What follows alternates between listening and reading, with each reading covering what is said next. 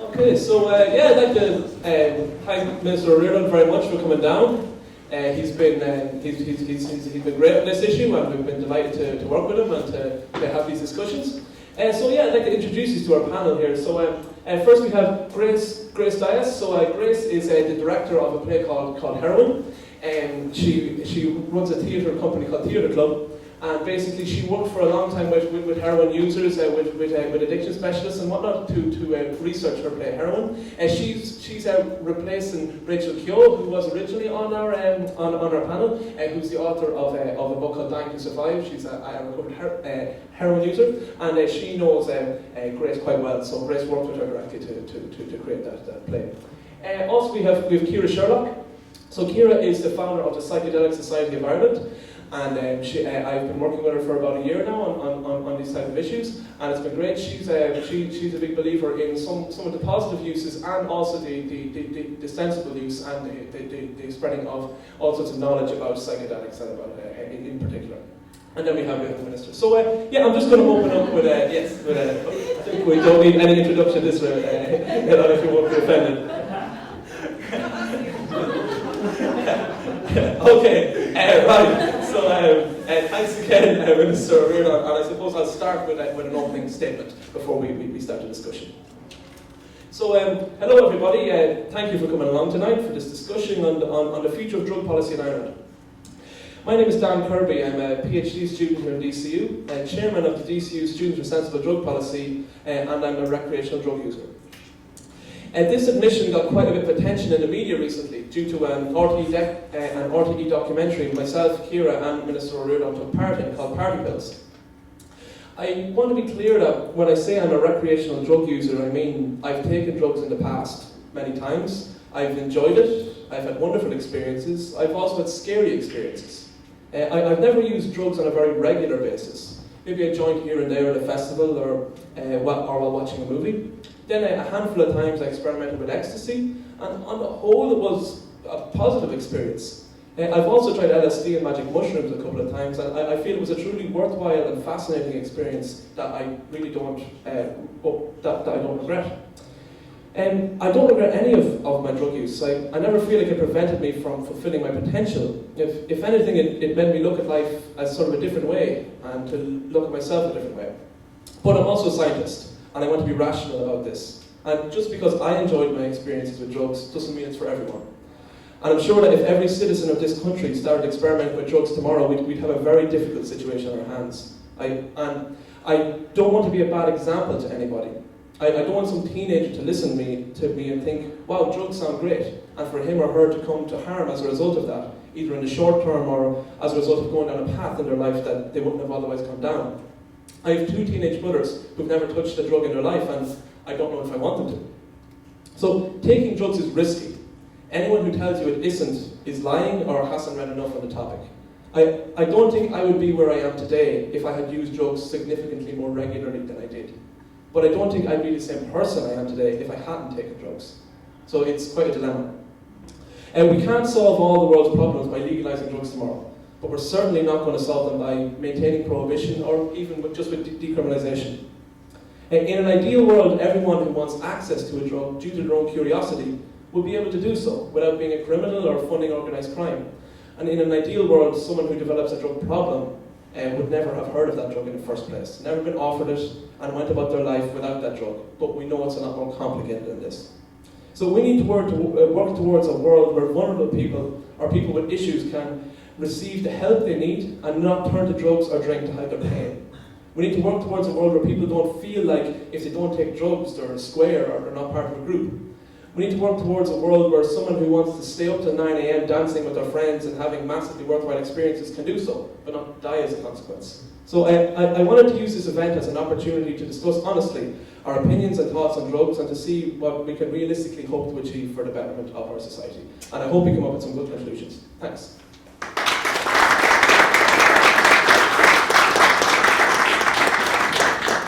Okay, so what I was thinking of doing for the format is just to put some questions out there that people have sent me and some topics, and put them to our panel to give their opinions on, and I'll allow everyone to give a closing statement at the end if that's okay with everyone. So this is a piece I read from, there was a very interesting paper on drug law reform. I have it here. It's by the New South Wales Bar Association.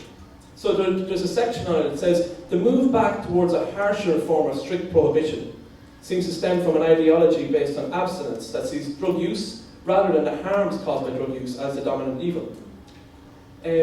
Grace, could I put that to you? What do you think about the opinion that, the general opinion in society is that drug use itself is the problem, not the problems associated with drug use? I think for me, when I first started kind of looking into this topic in this area, one of the things that I was really struck by was how little the question is asked about why people are taking drugs in the first place. The dominant discourse is about how can we get people to stop taking drugs. So you hear a lot of, if we go into the schools area, if there was more kind of scaremongering, then maybe people wouldn't. But there isn't that much inquiry into why.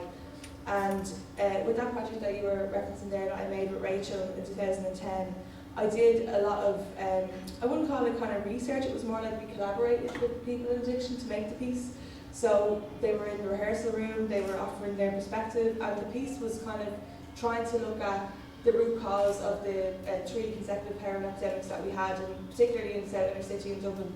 And it was going from kind of the 60s right till now, and taking in kind of housing, jobs, like the world market, all the different kind of factors that we all kind of hear, I suppose, would now influence the decision that someone would take to put a needle in their arm. So I spent a lot of time in practice, I spent a lot of time in treatment centres, drinking cups of tea with people who had a lifetime of heroin use. And one of the most striking things that I discovered was that nearly every single person I talked to at some point or another in my relationship with them disclosed to me that they'd been sexually abused. So I started to see a real connection there between, I guess, the kind of explosion of heroin use in my community in the early kind of 80s, and the kind of punitive measures that the state took in the 70s of sending young men to Danyon and Letterfrack and different kind of institutions run by the Catholic Church. And that was something that I found as an observation that hadn't been made by a lot of people, and it made sense in the sense that heroin is essentially the strongest painkiller you can get. So I found that really striking, and I think oftentimes I suppose when you divide like into kind of your heroin, your crack, from the more kind of recreational life affirming experiences that you're talking about there, you have a very different kind of set of factors there sometimes. But I think that punishing people who've already been punished and who are resorting to using drugs as the only way to cope, and something me and Rachel would often talk about is not looking at what's wrong with addiction or what are the bad things that come out of addiction, but actually what works about addiction for the person. So how does addiction actually help, and how does it actually make it easier to get up in the morning, make it easier to get through your day, and that sometimes addiction is actually the only kind of logical or rational conclusion to the type of life you've been dealt. Okay, thanks very much, Grace. Minister, I might just put towards you, because I know Grace worked with a lot of people in inner city Dublin, and she's from inner city Dublin herself, and you were a teacher in inner city Dublin for several years. And so you said that you've seen a lot of negative effects on drugs on the community, on the kids that you taught. Could you tell us what you feel the main reasons were for the negative effects you saw in the community? Would you feel that it was due to the prevalence of drugs in the community, or was it mainly, or were there many other factors that you would have? I suppose what you see is the effect that it has. Although there's the principal that I had before I became principal was there for about 32 years. She was there from the early 70s to 2008. And she said the biggest drug problem in the area was alcohol. She felt that quite strongly. And that when we talk about drugs, we can easily talk about illegal drugs, but that alcohol played a huge role in creating an awful lot of dysfunction in the area. But I suppose there's two elements of it. One is the fact you see young people sucked into a parallel economy, a parallel way of life, a parallel industry which is very lucrative and very glamorous, and you don't need a qualification to get involved in it. And when you analyse that, you say, well, you know, you can see the reasons or the rationale for some people making that choice. If you don't get respect from mainstream education or from the guards or from teachers or from social workers or the corporation or whoever, or employers, and then there's on your doorstep there's a parallel economy which is quite lucrative, and you can get sucked into it and you begin some low-level dealing at a relatively young age, get some nice pocket money for yourself, that can expand into a lucrative business that can get you a Spanish holiday or whatever, a nice car, and the glamour attached to it. Then that's one level. However, an awful lot of those young people end up dead or in prison for a long time. And the other element of it is the impact it has on families, in that you would have, you know, a child who maybe has an older sibling or a parent who has an addiction issue, and how that influences on them. But I think part of the challenge there for an educator is that you're given this very puritanical message in the classroom, but it doesn't in any way relate to the lives they lead, and they feel that there's a moralistic tone to what we're talking about in terms of substance use or substance abuse, but it doesn't relate to the reality they have. They love their man, they love their dad, they love their older brother, and this is kind of just say no message doesn't actually tally with them whatsoever. So children don't live in schools, they live in communities, and the reality of what official Ireland is trying to give them compared to the lives they're leading is pretty difficult. Having said that, you know, you do come across very vulnerable children who have parents who have addiction issues. It's not just because I work in the inner city, it happens right across Irish society, but trying to battle through that and for them to realise that and to play a functional role in their child's life is a challenge. Absolutely, thanks very much.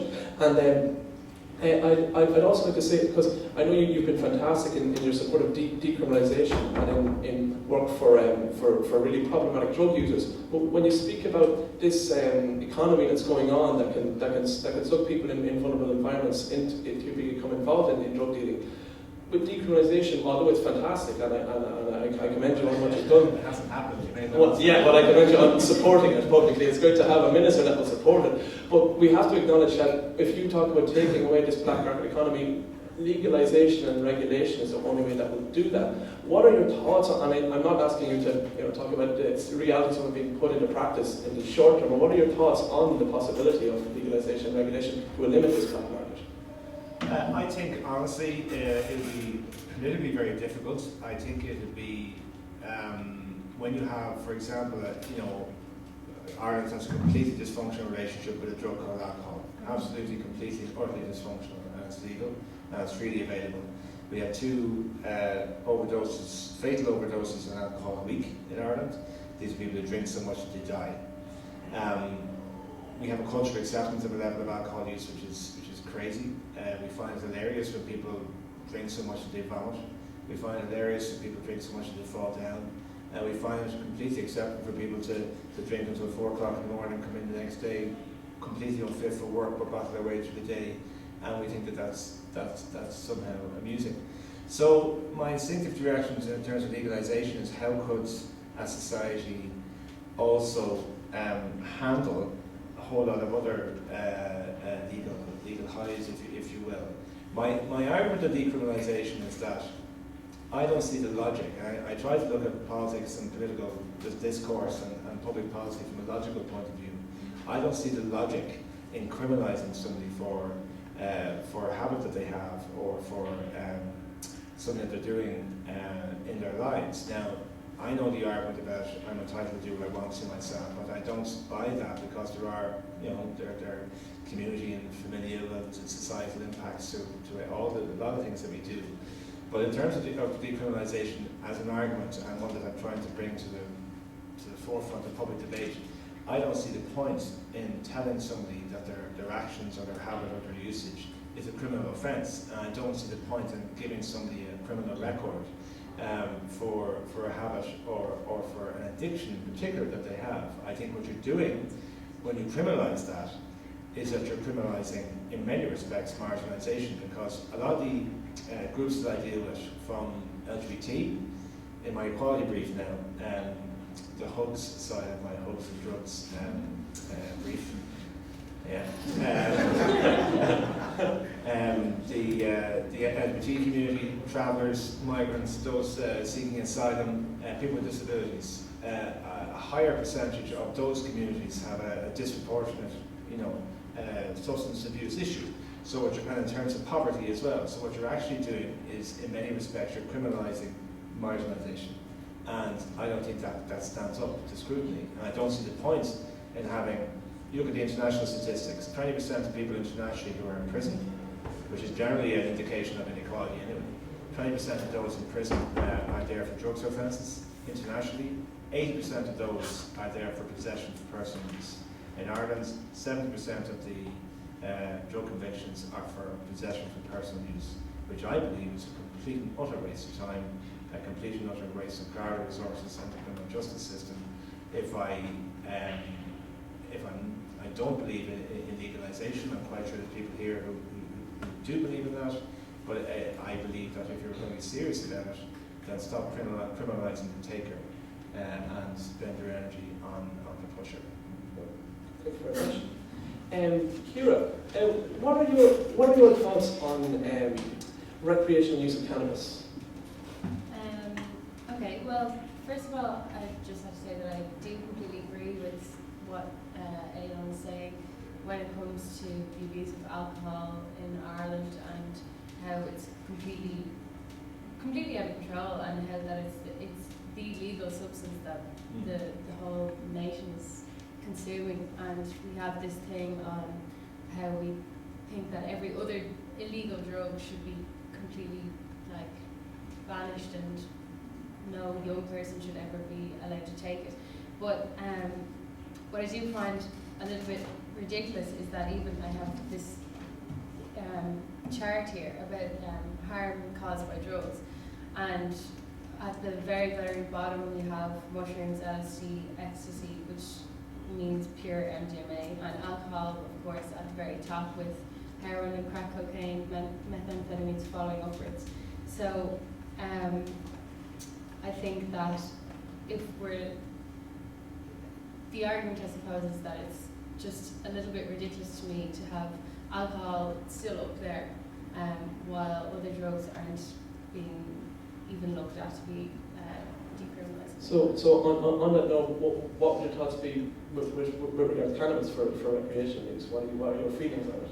Yeah, I'm completely for cannabis for recreational use. I think we have the opportunity now to look at other countries in the world, whether it's in the United States and places like Spain and Holland, that we can use those. And I know that it's not easy to say, well, you can just adapt those to your society and it'll fit perfectly. But we have things to look at and research to go by and stats to go by in other countries. So yeah, I think that cannabis being very low on the scale of drugs that cause harm show that they should be regulated. They should be decriminalised first of all, which is the stepping stone, the first stepping stone to take. But I do think that regulating. And Minister, if I could put the question to you, what are your thoughts? I just lost middle argument as soon as people think it's a stepping stone. But anyway, no, what I'm talking about is actually decriminalising the individual, which is different to decriminalising a substance. And I know maybe people, we were down in Cork and we had this discussion in Cork, and I thought I was going to go into a room with some of the people who might be of a similar mindset, and people felt this doesn't go anywhere far enough. And that's the problem with incrementalism. When you believe it as a policy, you legislate for the X case, and you say, well, that's not good enough to repeal the amendment. That's the yesterday's news. And they talk about decriminalisation, and people talk, well, hold on, that's not good enough, we want to talk about something else. My point is trying to change the context in which we deal with this issue, because there's a huge amount of shame that attaches itself to this issue. And I don't understand why. I mean, every family in this country has somebody with an addiction issue. Every single one.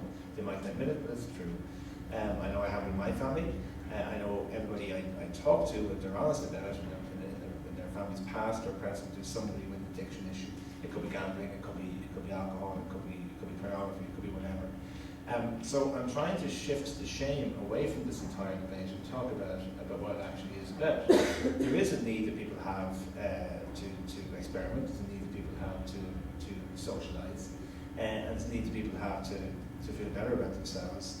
And what actually prevents people putting their hand up and saying, this is who I am, this is what I do, or this is an issue that I'm having, is this whole shame and stigma that's attached to it. Des Bishop says he can go to America, he can do a show in front of X amount of people, he put his hand up and say, I'm in recovery, he get a massive round of applause from everybody in the auditorium. Comes to Ireland, says the same thing, definitely silence.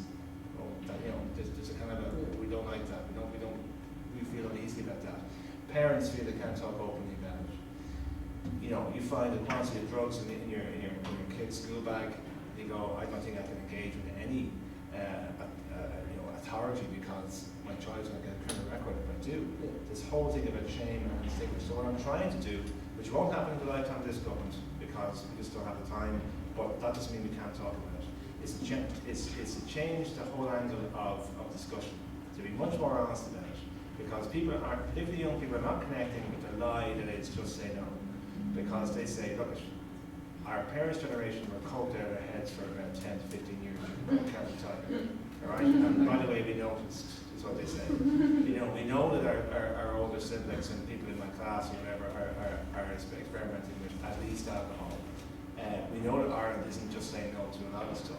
So don't tell us just no, because it's a lie, and we can't connect with it. So that's what I'm trying to say. Now, there is a safe political land called zero tolerance, just say no, tough on crime, more guards and enforcement and all the rest. And that's a safe political space to be in. As soon as you start talking and using words like decriminalisation, you get unnamed backbenchers from different parties saying that guy, I can't let him loose, I think the whole place is going to hell. There has to be a space for a nuanced argument and discussion about the nature of this. Now, I may be accused of being puritanical because I believe in a drug-free society or believe in a certain health policy. That's fine, I'm willing to take that criticism.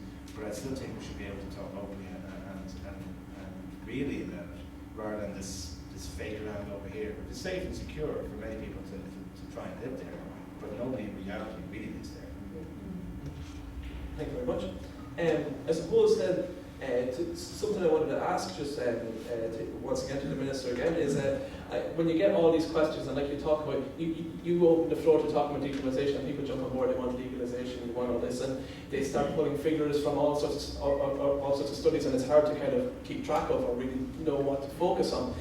What people often talk about, people in government say we need more research in this area, or we need to put together a committee. How realistic is it that a committee of people will be put together to analyse an issue like this? Or I'm just curious, I suppose, from I mean, it's funny, as soon as you ever ask people to investigate the issue, they come up with different conclusions that they weren't expecting to come up with. The Justice Committee, which is an all-party committee from every political shade of opinion, went to Portugal and came back absolutely convinced about the Portuguese model of harm reduction and decriminalisation.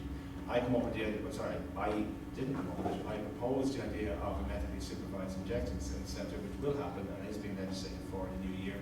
And I can't find anybody who's against it because it makes logical sense. But we've never looked at public policy from the point of view of the service user, or the person in recovery, or the person in addiction, or the person who's just recreationally taking drugs.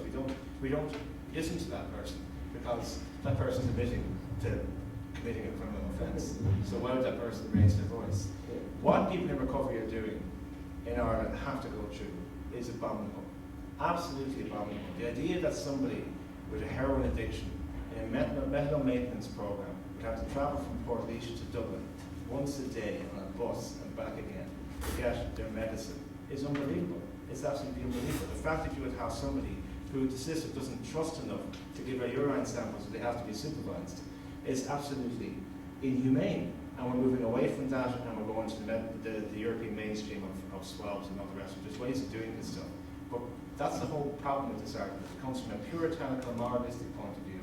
Drugs are bad, those who take them are bad, or they've gone off they've gone down a bad road and they should really have made better choices. We victim blame all the time, and it's not helping anything, because I don't think this approach we've had has worked. It's worked for some people. There are some kids who be terrified of having a criminal sanction, absolutely terrified. And I think the recent study of drug use in colleges proved that there are a percentage of people who go, you know something, it's the fear of a criminal sanction would keep me away from dabbling. That's fine. But I know how many young people really feel that way, and there is a cohort, but they're probably going to stay away from of experimentation anyway. But look, that's my point of view. Cool. And just on that point, actually, I have the figures here. Someone from DCU, we did a survey here just in clubs and socks week of about 500 students, and just on that point of the students who, so 62% of students had tried an illegal drug at some point, and of the students who hadn't, 70% of them, the reason they didn't try an illegal drug was they had no interest. About 30% it was because it was for health concerns, and about 5% was fear of the law. So that's kind of what you said there. So I might put a question to Grace now, because a lot of your work and what you talk about is, you know, the real hard side of addiction, talking about heroin use, talking about very marginalised people. What's your views on a broader scale of, let's say, recreational drug use like MDMA, for example? Do you have any particular views, or what are your thoughts? I suppose I don't necessarily look at like the harder side of it in a way. I think I'm looking at marginalised communities through the frame of addiction in a way. And I think something that the Minister was saying there just struck a chord with me around the economy, and I suppose when you're coming back and saying, well, if we removed this kind of black market, and I just think this is just an interesting point just on marginalisation, I guess. I did a lot of work in Moyross last year, which is a troubled community in Limerick, the focus of a lot of media attention over the last few years. And something really interesting came from kind of working with a lot of young people, particularly young men, whose whole kind of like outlook is all based around the trading of drugs and being drug mules from as early as 6 and 7, and then going to kind of graduating up a kind of a ladder of becoming, you know, the dealer and people getting knocked off, and very much that's the kind of cultural outlook, and that's it. And one of the things that came up was, I asked people around, you know, why do you think this is happening? And one of the kind of guys who's in the community a long time said to me, it's the sense that if I can't join your society, I'll have to make my own. So I think, in the sense, if we say, okay, if we legalise drugs, then young people won't, then we remove all that and we'll put it all into the hands of the state and everything will be regulated and clean. Well, actually, the logic model of that doesn't really, the reality test of that doesn't ring true for me, in the sense that, like, the reason that people are involved in selling illicit drugs and using illicit drugs is that they're not accepted by mainstream society. So people will always find a way of creating something that is illegal and that is something that you don't have to get involved in. So even like on a simple level of, like, you know, heroin, if you go, okay, here's our cool state-sanctioned heroin that's got a picture of Aidan and Reardon on it and you can take it, it's no bother. Then people will be going, do you know what I mean? Stay away, kids, stay away. Just say no. But genuinely, then you have some young lad in Moyross going, like, I'm going to make money out of this, and I'm going to actually sell the heroin the government don't want you to take, and I'm going to go and get a more potent, more deadly combination, and go to the countries that Ireland. The big flag in Moyross. Yeah. Or go to the countries that Ireland doesn't have a nice trade agreement with, like Bolivia, or wherever the places that we're not allowed to get the good gear from, and I'm going to bring that anyway. So I think that's just to go back to some of the earlier conversations. I guess for me, around all drugs, and I wouldn't necessarily distinguish that much as someone who is from a family of people in recovery, and addiction would be the kind of the discourse of my life, like, and I would often, like, I've been talking about it since I can talk. So for me, I would never, I don't see the difference in some ways between your MDMA and your gambling and your Game of Thrones, and, you know, if you're doing something in a compulsive way because you're trying to deny feelings inside you, then that's a problem, and that's something that we need to look at. I think while people can engage in drugs and not be addicted to them, I think you have to legislate for the most vulnerable in society. And while we live in a society that has so many reasons to turn to hard drugs, I think we have to legislate the people who are most vulnerable. Yeah, okay, thanks very much. Just one point I'd like to raise there about, but I would definitely acknowledge that you won't make the black market go away, absolutely not, and the fact that by getting rid of, if you were to legalise and regulate drugs, for example, like the people who have gotten involved in drug dealing, they're still going to have their problems and their issues with not feeling being part of society, so that's not going to go away. But I suppose when there is a huge lure, when there's a huge amount of money to be made, there's a huge market there, it just seems like it would drive it. But I love what you say. But you can't, the thing is, for me, in the research that I've been doing on it, and I'm totally, like, I think there is another way, there's maybe a third option or something, because I definitely think, you know, the war on drugs has failed, and is, like, it's just a poverty industry, essentially, where it's actually making more money out of marginalised people. But I think there might be a third way of looking at things that we're not perhaps thinking about, because even in that sense, I can't see a way where you're ever going to eliminate the market for illicit drugs. And who like, so it's the same argument as we recently did a piece around prostitution, and you have a similar kind of thing comes up when you look at that. Who's going to manage the handover between, you know, the McCarthy dungeons in Limerick and, you know, I don't know, some branch of some private company, that some Irish water of drug addiction that the state hires to, you know, deal with the drugs. Now, who's going to manage that handover between the lads with the guns and the lads with the red pens? So, like, in practice, I don't know how these things make sense. I think there might be a third option that we're not perhaps looking at. And really the thing that we're not looking at is, why are problematic drug users, why do they have problems? And how much of are drugs the problem, or are drugs actually the solution for a lot of people? And why aren't we looking at the real problems? Yeah. I think Ciara wanted to come in there, did you? Yeah, I just think that there's like a huge spectrum when it comes to this subject, and you particularly asked about our opinion on recreational MDMA, for example. And I think it's easy to focus, and very important, but easy to focus alone on the problems, the problematic drug users. But I don't think that we should ignore the thousands of people in Ireland every single weekend that are taking MDMA and that are not having any huge problems and aren't having harm caused. That kind of is something that seems to be ignored, and that for me is a big reason that that MDMA and maybe cannabis or possibly psychedelics could be regulated and supplied, because you're saying, you know, there are always going to be drug dealers and there's always going to be people going to the black market. But at the same time, for me or for any students in DCU or anything like that, if you had the option of going to a pharmacy to buy safe, regulated MDMA for possibly cheaper, you know, it's safer, you know exactly what you're getting, you don't have to deal with a dealer that might screw you over, you would definitely take that choice. And they're all really worthwhile points, and they're all really true. But I go back to what you were saying around alcohol, and that is something that is regulated, and, you know, it's all above board, and there's no harm in it, as I say. But people still have problems with alcohol.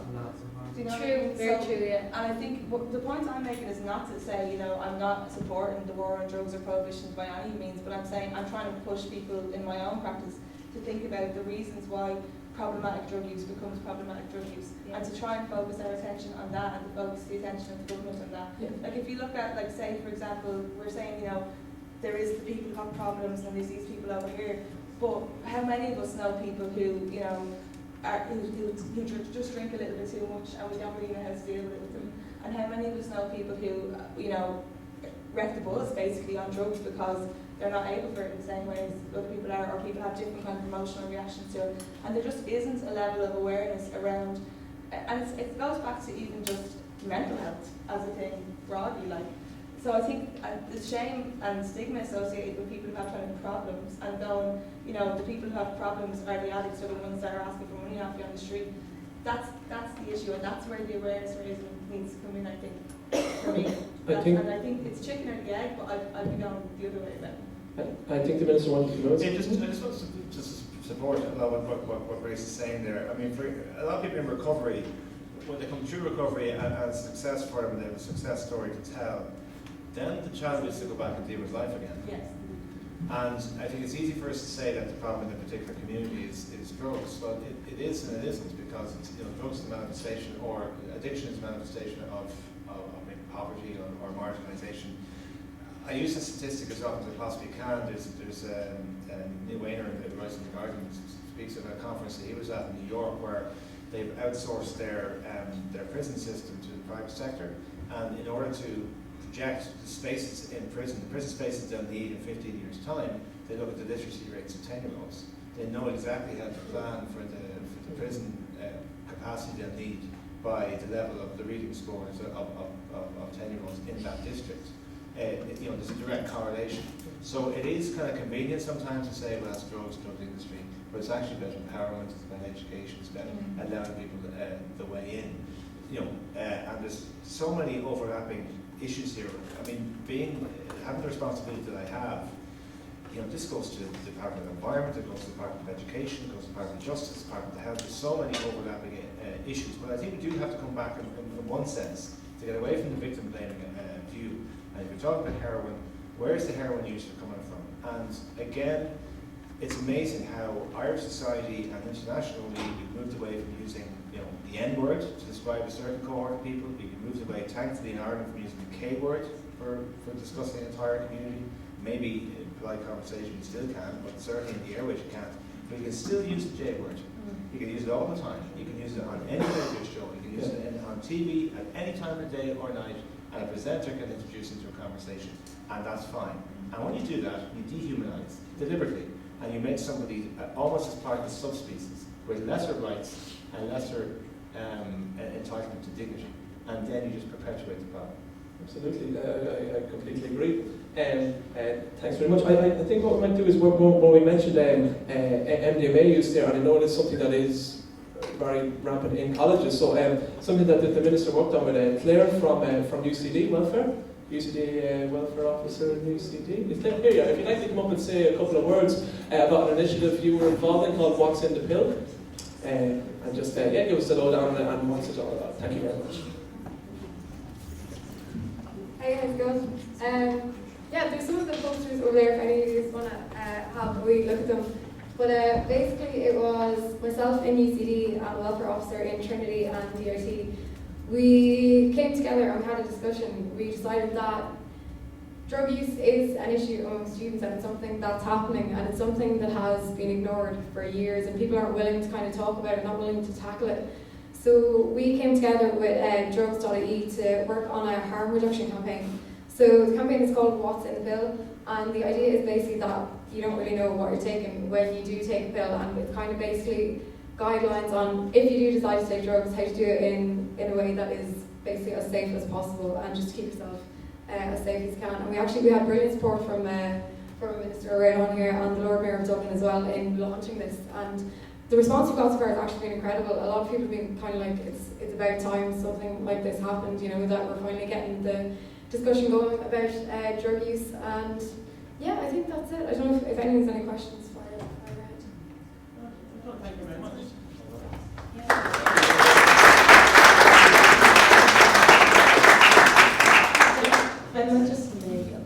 Yes, please do. I completely understand that. Again, we're talking about very different things here. We're talking about problematic heroin use, we're talking about students taking MDMA. But just to get on the point of legalisation, we're talking about giving people who are going to experiment with drugs, regardless of whether it's legal or not, the option to do it safely and to pay the government to do it, or to go to the black market and deal with dangerous, dodgy dealers and not knowing what they're taking. So I think that's kind of the question, whether it's kind of one or the other. And I know that I'm not asking for a question of are you going to do it or not? But yes. Many people would describe the government as dangerous and dodgy. But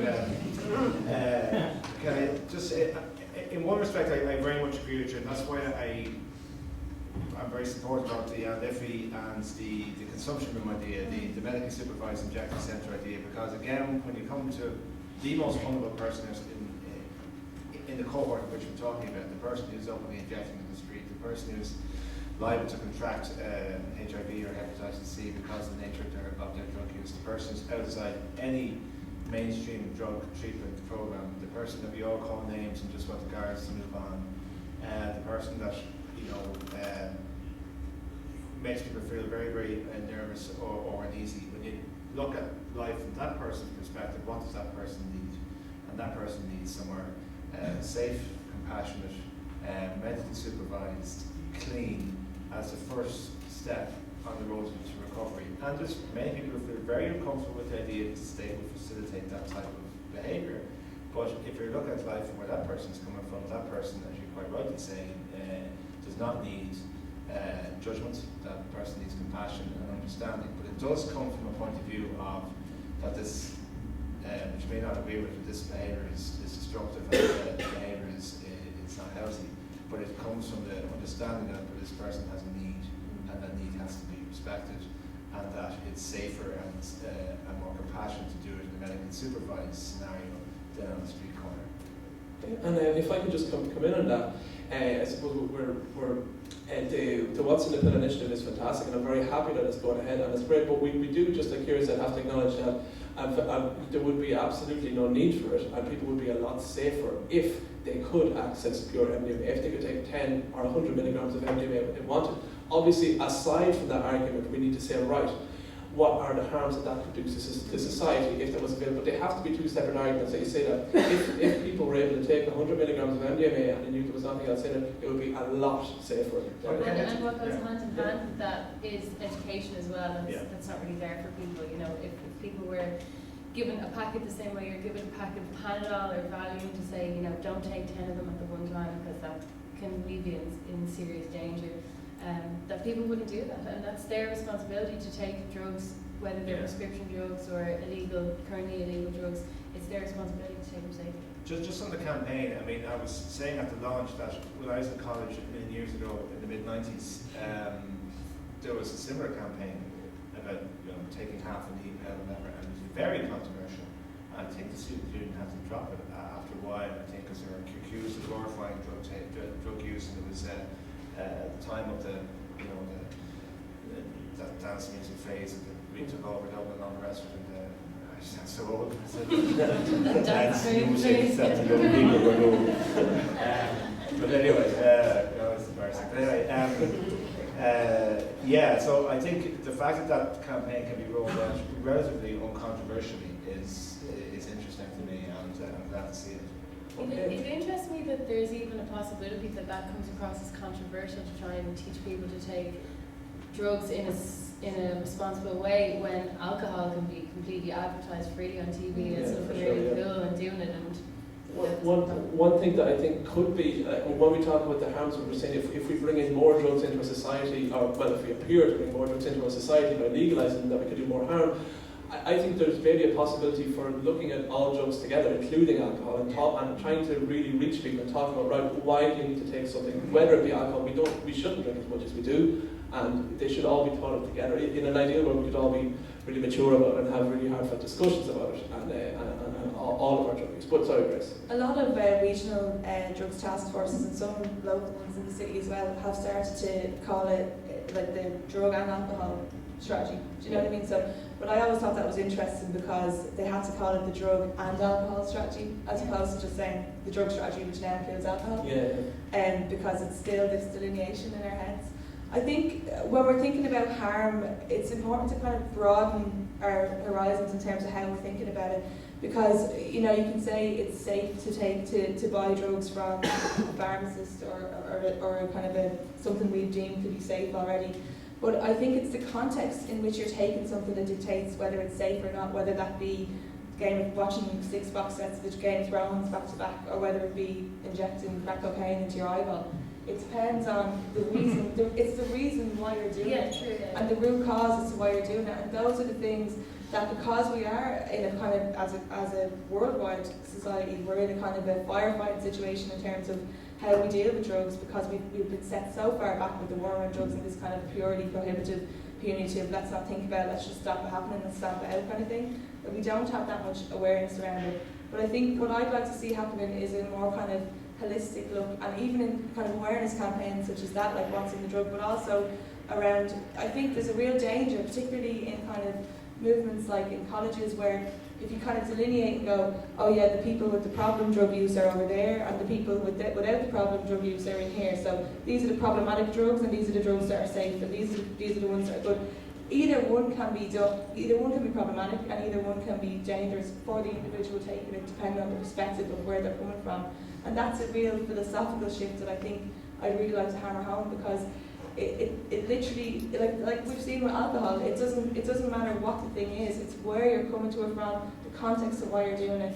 And that will show you, I suppose, the difference between, say, like say, the place I'm from, or places like my Ross where I've worked, in terms of how many people die from addiction. And then the places like that are more affluent, like the classic example you go to in Dublin is to say Fox Rock.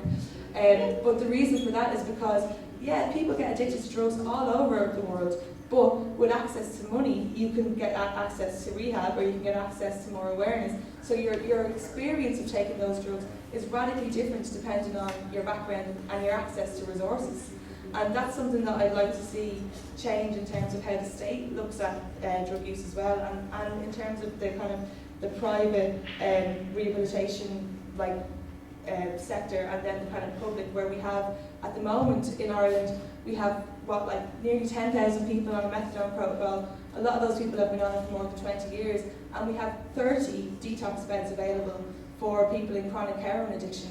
Now, I'm sure people will be aware that you can't actually, it's very misguided to try a detox from heroin cold turkey. So that's a medical need that people need to get to be supervised in order to detox. However, there are only 30 beds available. So when people are presenting and looking for help, we don't even have access to that. However, if you have, what was it, €18,000 that we had a friend recently who needed to go in somewhere, and we were ringing up all the places, and we finally got to figure of, well look, get 18 grand together and you'll get her in somewhere tomorrow. So that's a kind of, I think just the context is something that I'd like people to kind of think about in terms of how we're looking at this. Absolutely. And I suppose if I could pull the context to a different focus for a minute, if we go back to recreational cannabis use for a minute, because it seems to be, if we talk culturally about what most people can identify with, there's a lot of people, whether it's true or not, but a lot of people have the thing of like, oh, drugs, and then, it's just smoking a joint. It's kind of, it is seen, you have your alcohol, and then you kind of have your cannabis, and then that's kind of the way society is going. So it feels like it's becoming more accepted. Now, people can say that, okay, there are people who might develop problems with cannabis for certain circumstances, but on the whole, it definitely feels like the most realistic drug to kind of allow to become more of a part of society. And I'd just like to put towards the Minister, I don't know if you have you had any, have you looked into Colorado and the Colorado model, or is that something that's just completely outside of your remit, just out of curiosity?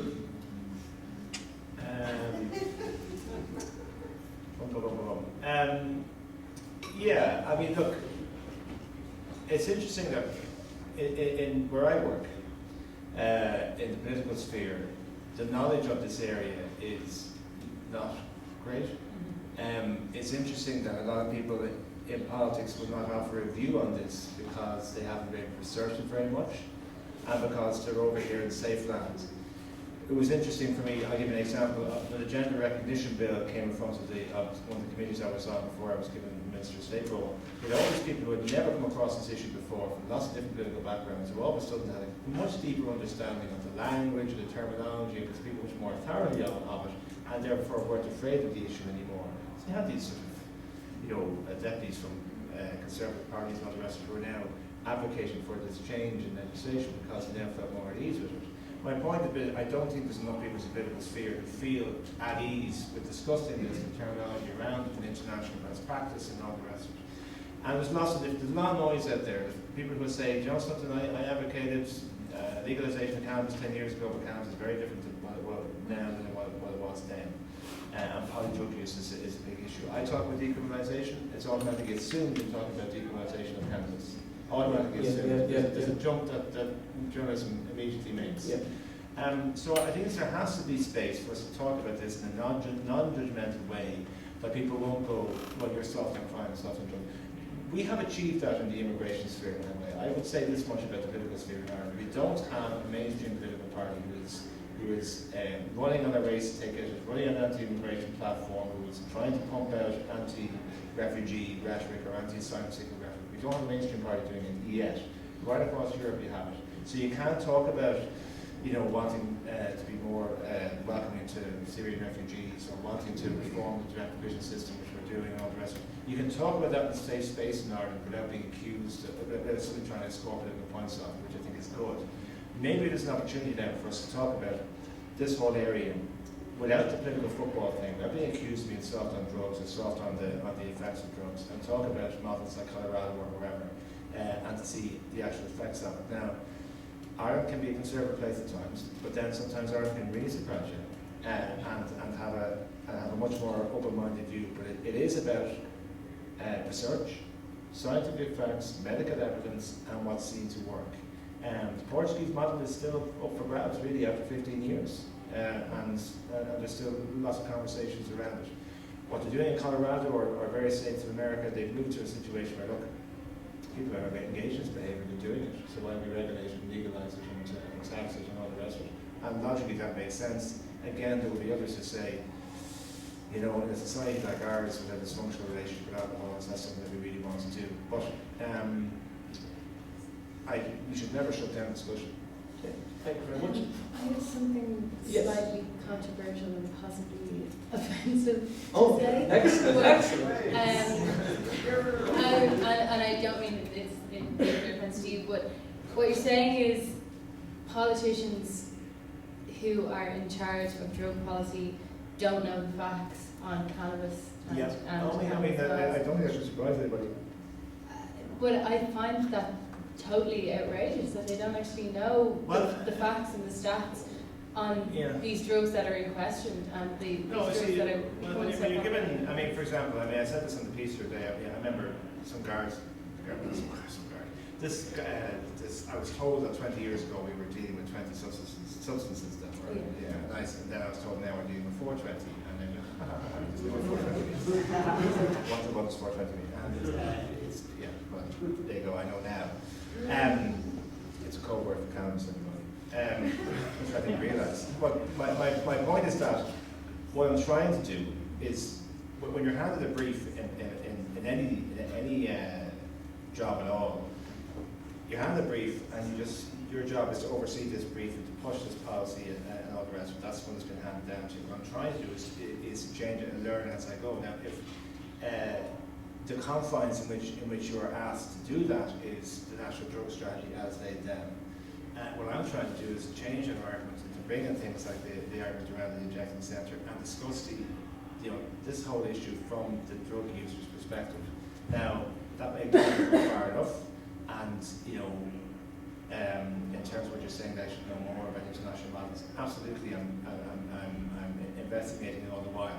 But I think our political system is a million miles away from legalising cannabis, because I can't talk about decriminalisation without it being misconstrued. So effectively, the discussion I'm having, and I want to pursue, and I think there's wide enough support for it, is to discuss this whole issue from where the individual is coming from, and to move away from this moralistic argument of criminalising somebody for their behaviour, and allowing that individual to put their hand up and say, this is what I do, or this is something I have an issue with, or this is something I want to help with, without fear of criminal sanction.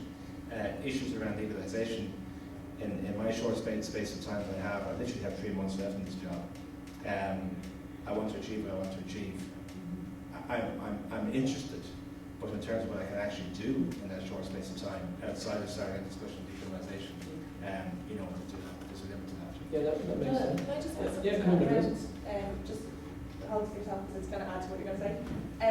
Just to say, that politicians don't have the sole responsibility for coming up with drug policy. Do you know, this is obviously happening because Aodháin, when he took the role, was lobbied by people in addiction services and people who've been kind of researching this stuff and citywide and yeah. So, and particularly around the medical disease for injection centres. So I think if politicians don't have people kind of banging down the doors talking about it, if people are kind of campaigning towards us, you need to ask why and what could you possibly do to change that? Because I think often we put kind of responsibility on politicians and elected representatives and go, well, they need to do everything, but actually the system is not that. The system is that they need to listen and that they need to represent. So, yeah. Yeah, and what I was going to say is I think we understand you only have 3 or 4 months left in the job, but we all have a huge respect for you coming out and talking about these kind of topics. It's true. Came around full circle, that's what it's not like. That's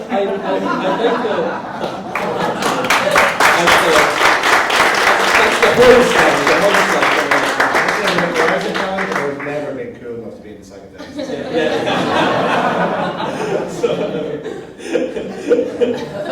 I was in quite well. Yeah. Oh, well, that's great. Okay, so like you actually.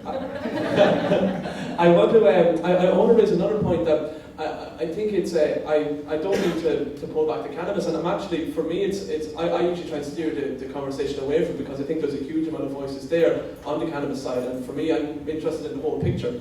But something that does come up a lot is the medicinal use of cannabis, and which is something that I think is going to make it hard to sort of make it go away. And like I said, I'm a scientist, so I'm very skeptical about evidence you would see, and I would be the first one to say that it's completely blown out of proportion, the medicinal use of cannabis. There is a lot of things that will say this will cure your cancer, and it's not true at all. But my research, I do cancer research, and I know that it's not a fact.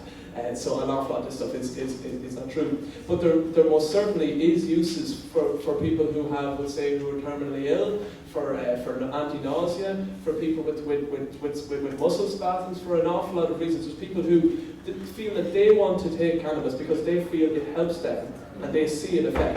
And it seems to me very cruel to deny that to them. But then the other argument is, well, we can't allow medical cannabis because people just take advantage of that to use it for recreational uses. And I acknowledge that as well. Oftentimes, medical cannabis is used as an excuse. But I don't think it's good enough to say that if we allow people to have medicinal cannabis, then we'll have people who use it recreationally. I think it would be better for people to have it medicinally and then some recreational use to have, other than not letting people have it medicinally. So, what are your thoughts on medicinal cannabis? Maybe Grace. Can I put it to Grace?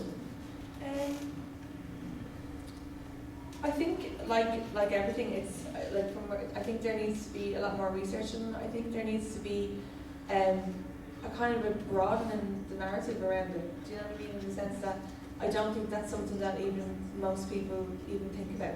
Do you know, on a kind of a voter level, and like going back to what I was saying there, I think it needs to be advocated for. Like when we were at the results of the Justice Committee findings, there was that lady, you were there as well. Yeah. There was a lady who was admitting that, you know, I'm giving this to my mother, wasn't it? Who's dying, who's terminally ill.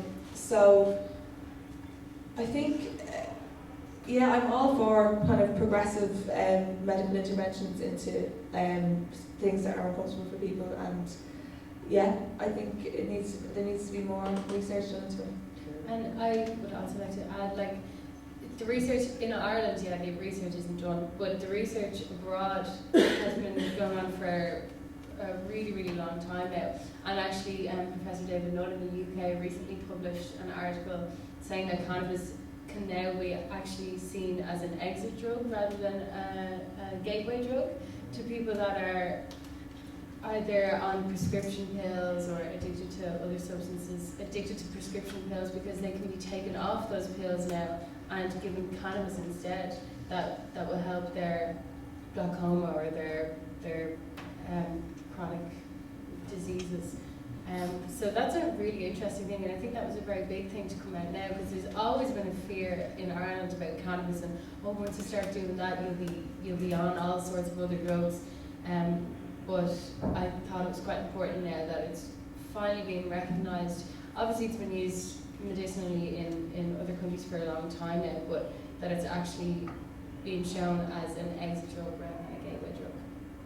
Minister, have you any thoughts on medicinal cannabis? I agree with what's been said. If it stacks up scientifically and medically, then why not? I don't buy the argument that it will be more freely available. It's any amount of prescription drugs that are being sold on street corners anyway. So, as long as it's done for the right reasons and you can back it up from a scientific point of view, then why not? I mentioned Ella Medical Day with some officials in the department, and she's advocating for a committee to be set up to investigate this area within the Department of Health. I think there's merit to that. Hopefully, whoever's in this job after the next election, and I'd like to continue to do it, could investigate that whole area. But again, it comes back to research and evidence and facts, not fear. Okay, so I suppose then, just the thing, you mentioned the atmosphere in Leinster House and about with certain stuff when they were talking about gender recognition, people started getting the lingo.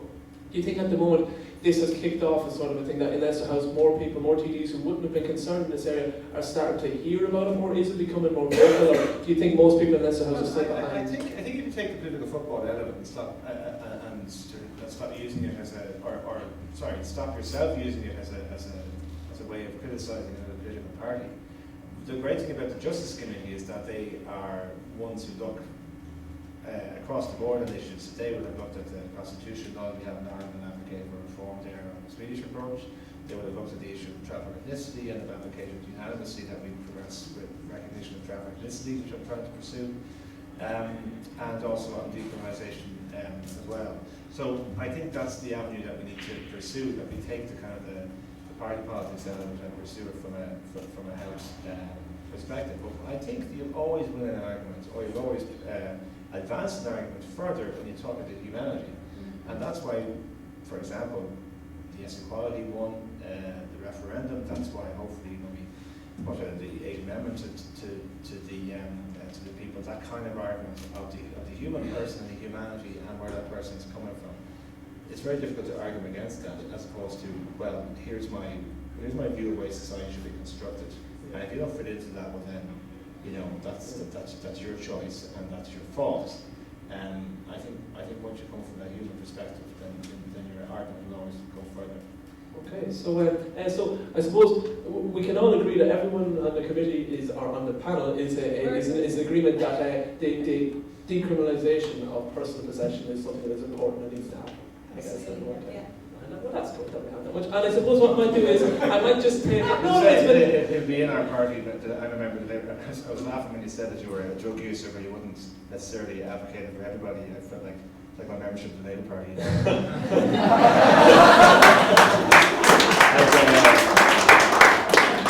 I've kind of enjoyed it, and some people like it, some people don't, but I'm not sure if it can be very hard for us to get sucked up into this close line about it. But anyway, it will be in our party manifesto for next year election. So we would hope to pursue as a party in government, hopefully, this model of policy when it comes to the whole area of drugs. And I also think that maybe we need some kind of a drugs and alcohol ombudsman or somebody of that nature who is independent of government but appointed by government, that can actually be in some way look at the entire sphere, not to wait for a political appointment to the job I have, to look at every avenue that needs to be done, and to be critical of government or to push this area if we think it's important.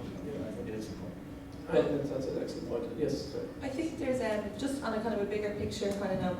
I think while these measures are all brilliant and really kind of common sense approaches and kind of like they really respect people's humanity, I think we have to kind of look at the bigger picture in terms of, particularly from the areas I'm speaking about, housing is a major problem, education is a major problem, jobs are a major problem, and even just like, the ability to live a dignified life is very difficult depending on what postcode you come from in this city.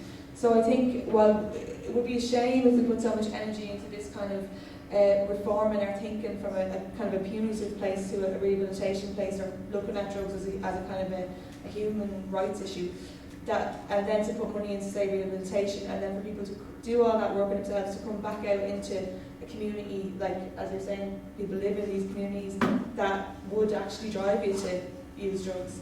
So I think it needs to be, like, in any kind of, when I'm kind of for using any manifesto for the forthcoming election, I think housing is a crucial thing that we need to be looking at. And if it's not joined up, it doesn't make sense. Because you could put so much work into this and kind of nothing will come of it if it's not all connected. It doesn't happen in isolation. I mean, if you take, I use this statistic again, about your average 3-year-old from a welfare-dependent family has 1/3 the oral language capacity of a 3-year-old from a professional family. that's a massive gulf for going anywhere near school. And what's going to happen to that 3-year-old? Yeah. So there's a lot to be discussed, not just the specific issue of drug, the need and marginalisation as part of our country. And I hope this can kind of start this out. I think what I'd like to do now, guys, just in the interest of time, is I'd just like to ask each person just to make a quick closing statement, just a few words on your thoughts on where Any questions or yeah, maybe we'll get a couple of questions in first, I suppose, before the statements come afterwards. Has anyone got any questions? Yes, Florian, yes. I researched NACB before for my master. Their point was to inform government and advise rather than inform. So maybe one thing you could do before you leave is ask them to come up with a concrete proposal on decriminalisation, so that and set a deadline, so that even after you go, that or hopefully stay. You know. Okay, yeah. You have that? So anyone else got a question there, guys? Yes, yourself. Just in relation to the comment you made about, Minister, the comment you made about people who advocated the decriminalisation of cannabis, but now they say that they wouldn't because cannabis is a totally different thing today. It's much more potent than it would have been even a couple of years ago. I'm sure it's getting exponentially stronger all the time. I mean, I think that is an argument that Ciara, because of an argument that Ciara was making about MDMA and so on being clean. Like alcohol, it's not legal to sell moonshine because it's too strong. And I think that it's by regulating it and making it legal, then you can say, well, you can't sell cannabis that has a THC level above a certain amount. So I mean, it's a little bit kind of like saying, I think it's kind of a circular argument because it's similar to the argument of the gateway drug. Well, it's a gateway drug because you have to have drug dealers and they offer you other drugs. Whereas the reason why cannabis is so strong and you can't stop people from smoking that is because it's not regulated. And I think I can understand where you might veer away from the legalization and regulation with more chemical drugs. Or would you be more open to the, I suppose, the idea of legalization of cannabis when compared to chemical drugs? So, See, as soon as Everyone is trying to get you to say your board. as soon as I say what you want me to say, it's all anybody will get from this meeting. And the drugs guy came again, you know what he said? I think I think I'm saying my point if you don't want to. Yeah. You make. I mean, look. I think I would love to see a discussion like this in the Claire Byrne show or prime time with people taking the whole moralistic argument out and saying, look, let's look at the evidence. Okay, let's look at the doing internationally, and let's look in a real, non-judgmental way about what people are doing and the reasons they're doing it. I'm not going to come with a kind of from a fear perspective. I'd like to come at things from a logical perspective. Okay, what I'm trying to pursue is in my short space of time is the medical supervised injection centre, which is being successful. I want to pursue the argument of decriminalisation because I want to decriminalise the individual and to raise that voice of what that individual is actually going through. The point you make is well made. There's other people who make other points, but I'm quite happy to listen to both, and I think this argument's going to go on. That's a classic politician answer to it. I think that the tactic that you're taking in relation to a health issue is a very smart one. And it's Well, it has to be a a health very issue. noble one though as well, because there are people who are largely vilified and ignored. So I would support you with what you do. But I just think that Please sit down, Jim. and so just on the back, one question there. There's about 8,000 multiple sclerosis patients in Ireland. The MS Society in Ireland and the UK did a survey that showed that 25 to 30% of those use cannabis to treat what we all know that cannabis works for MS. It's been proven empirically time and time again. The people in Ireland have been let down by the pricing of THEATREclub, etc. And have been left, so the MS patients in Ireland have been left in the lurch. They cannot access the medicine that works for them. Would you be in support of opening up medical cannabis to MS patients in early 2016? Comes from the best supplier in the whole wide world. I think I've already answered that question. Food pharmacy. In terms of, I mean, Yeah, the medicinal. yeah. I mean, No, in terms of medicinal use of cannabis, if the evidence is there and stands up to scientific scrutiny, and the medical people are all agreed, then who am I to say no? Perfect. Thank you. Yeah. Thanks very much. But I mean, there may be somebody who has an alternative view, but if science says yes and the patients are going to benefit from it, well then I don't have an issue with it. But are there alternative voices? Are there other voices saying what you're saying isn't necessarily correct? There may be. No. But if you make a logical case, I don't think I'm saying anything controversial here. When a substance is found to benefit people who are in need of it, well then let's talk about it and let's find a way to make it Can I have a happen. meeting with you then? Can I meet you sometime to talk to this properly? I've asked a few times, but you haven't met me yet. It's so far away from me now as well. Yeah, I mean, fine, but as I said, my ability to do stuff in a short space of time is limited. I met Ellen today, and you can change the world in 3 months. No, okay. I think we'll move on. Thanks very much. I think this gentleman here had a question. Yeah. Yes. When it comes to cannabis use, in the eyes of the state, I'll be considered a criminal. I'm not. I don't appreciate that stigma.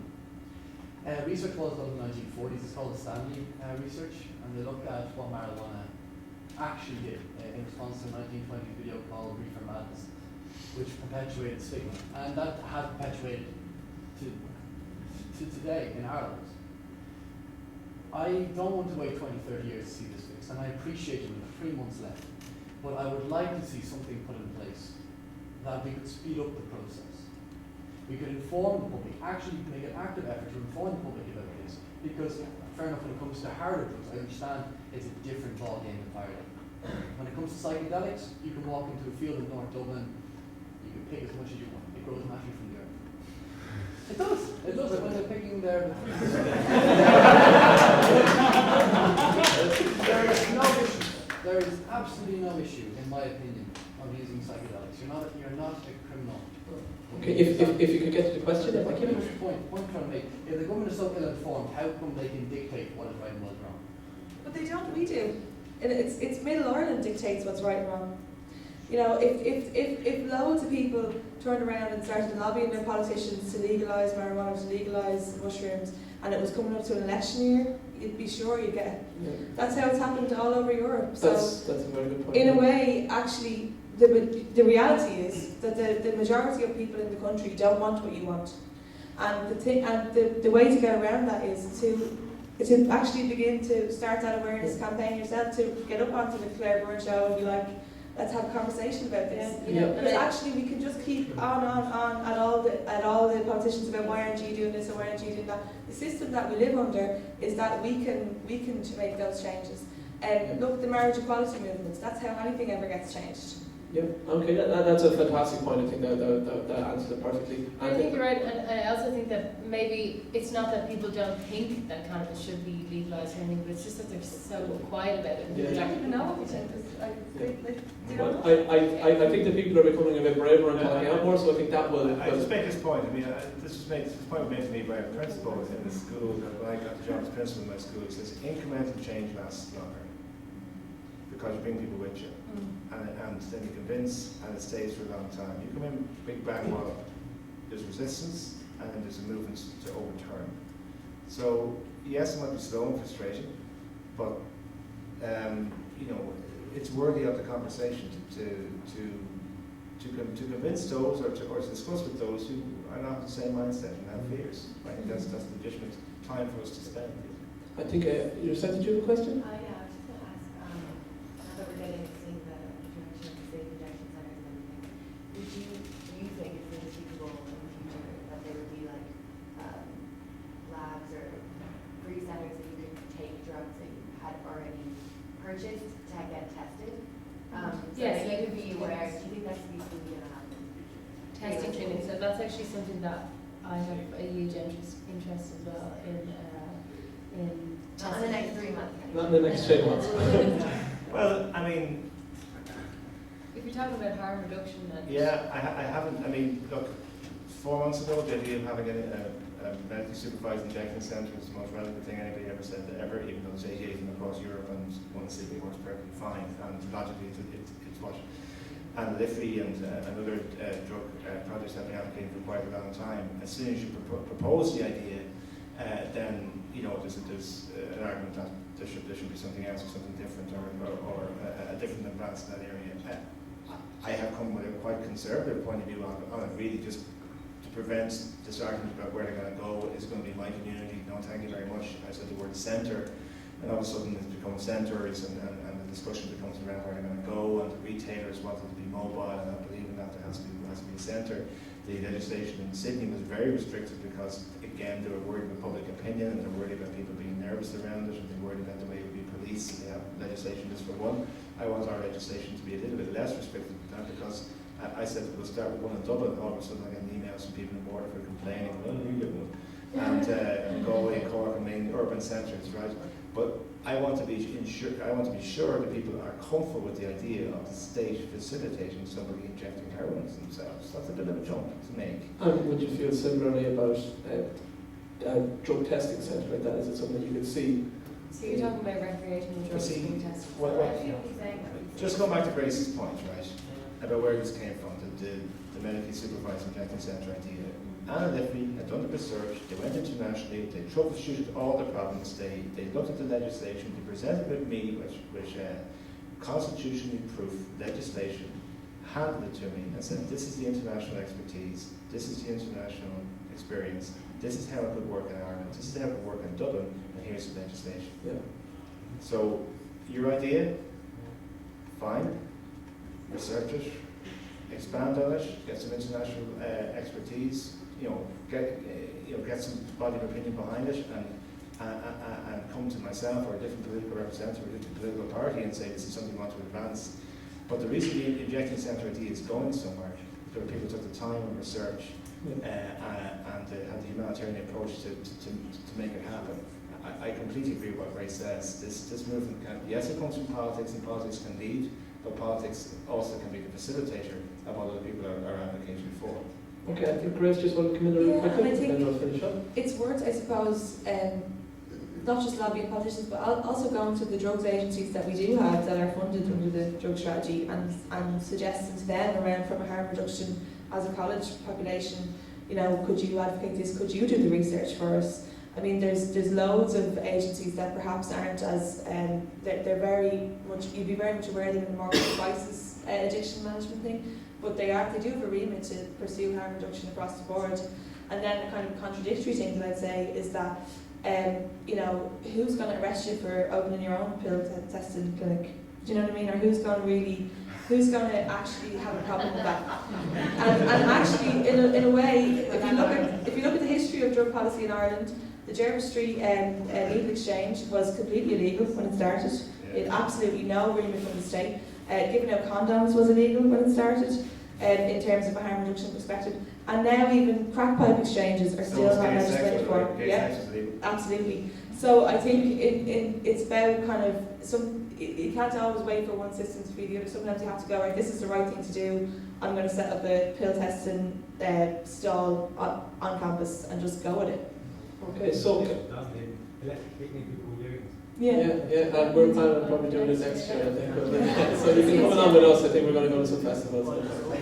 But okay, so so I think now, guys, what I'm going to do is I'm just going to give everyone just a minute to just give a closing statement, just on their thoughts on where they could see things going in the future and what they would. And let's stop victim blaming and deal with addiction in the medical sphere and not decriminalise people because of their marginalisation. Thank you very much. Thank you.